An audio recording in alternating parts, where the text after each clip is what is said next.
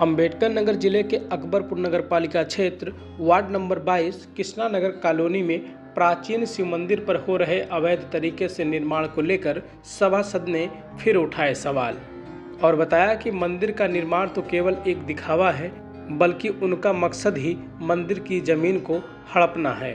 वहीं सभासद ने बातचीत में बताया कि विगत दिनों पहले तहसील दिवस के मौके पर मैंने शिकायत किया था कि प्राचीन शिव मंदिर की जमीन पर कुछ अज्ञात लोगों द्वारा अवैध तरीके से निर्माण कराया जा रहा है। मामले को संज्ञान में लेते हुए जिम्मेदार अधिकारियों द्वारा मंदिर पर हो रहे अवैध तरीके से निर्माण को तत्काल रुकवाया गया था। ठीक उसी के दूसरे दिन से ही उन अज्ञात लोगों द्वारा मंदिर की जमीन पर पुनः निर्माण शुरू कर दिया गया। क्षेत्रीय सभासद ने कई बार इस संबंध में जिम्मेदार अधिकारियों को फोन के माध्यम से सूचित किया, लेकिन फिर भी मंदिर पर हो रहा निर्माण न रुक सका। मेरा नाम आदित्य प्रताप राजभर है। मैं सभासद हूँ वार्ड नंबर 22 कृष्णा नगर का, नगर पालिका परिषद अकबरपुर अंबेडकर नगर। आज हम डीएम साहब के यहाँ शिकायत लेकर के आए थे।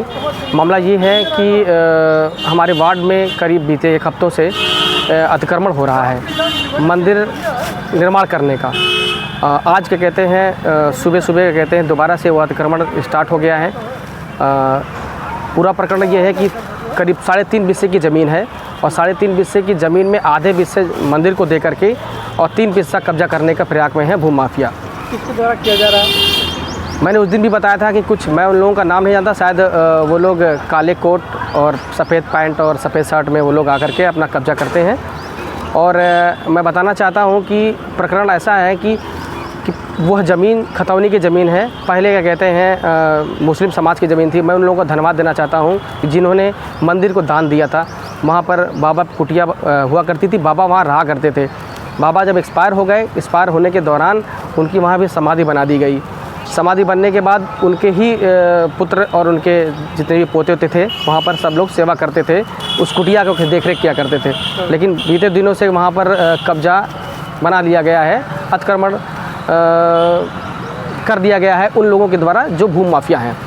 मैं इस संबंध में इसके पहले भी आपने कहीं शिकायत की थी? इस संबंध में हम तहसील दिवस पर एसडीएम साहब को हमने शिकायत पत्र दिया था। एसडीएम साहब भी मौके वारदात में गए थे, लेकिन उन्होंने ये भी कहा था कि यहाँ का जो कब्जा है वो हटाया जाएगा और साथ में पैमाइश भी कराई जाएगी, परंतु पैमाइश अभी हुई नहीं और दोबारा से वहाँ पर निर्माण कार्य स्टार्ट हो गया है। आज भी हो रहा है? आज भी निर्माण कार्य रहा है। इसी संबंध में मैं एसडीएम साहब को मेरी वार्ता उनसे हुई, फ़ोन वार्ता।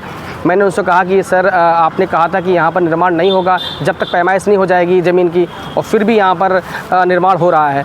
उन्होंने कहा कि सीओ सर से बात कर लीजिए। सीओ से मेरी बात हुई है, तो मैंने सीओ सर को फ़ोन किया, उनसे बात की, तो उन्होंने कहा कि एसडीएम साहब से बात कर लीजिए, एसडीएम साहब से।